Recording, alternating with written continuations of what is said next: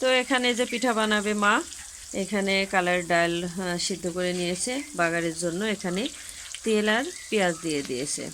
আর এখানে হচ্ছে নারকেল রেডি করে রেখেছে। এটা হচ্ছে জাল করবে, জাল করে পুর বানিয়ে নেবে। এখানে বানাবে হচ্ছে গ্রামে বলে এটাকে কি কুলসি পিঠা, ভাপা পিঠা। আসসালামু আলাইকুম, কেমন আছেন আপনারা? আশা করি ভালো আছেন। আমরাও আলহামদুলিল্লাহ ভালো আছি। তো সাথে থাকুন আর দেখতে থাকুন। তারপরেতে যে এখানে পিঠা বানানোর জন্য আটা মেখে নিচ্ছে। এই যে তারপরেতে এই যে আমরা এখানে পিঠা বানানো শুরু করে দিয়েছি।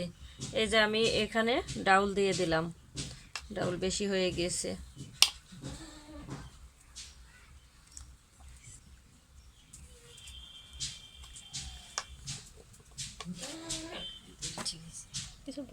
এই যে এক পিস আমি বানিয়ে দেখালাম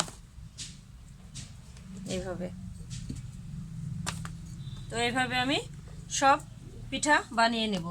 তারপরে এখানে নারকেলের পিঠা বানাবো। তারপরে এখানে দিয়ে দিলাম আমি নারকেলের পুর। এটা নারকেল দিয়ে বানানো হবে।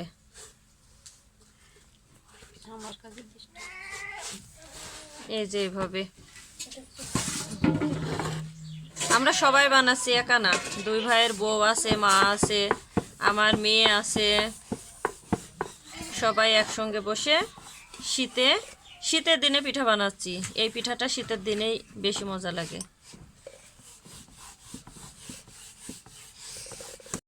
তুললাম, পিঠা হয়ে গেছে, হয়ে গেছে ভাপানো, এবারও হয়ে গেছে।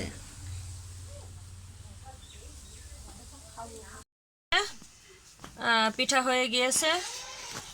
আমি একটা ভেঙে দেখাচ্ছি।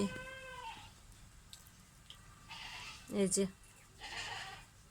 এমন হয়েছে ভিতরে। এটা হচ্ছে নারিকেলের পুরের পিঠা। এই যে এখন আমার বোন চলে আসছে, বোনের মেয়ে চলে আসছে। আমরা 10 দিন থাকার পরে তারপরে আসিছে।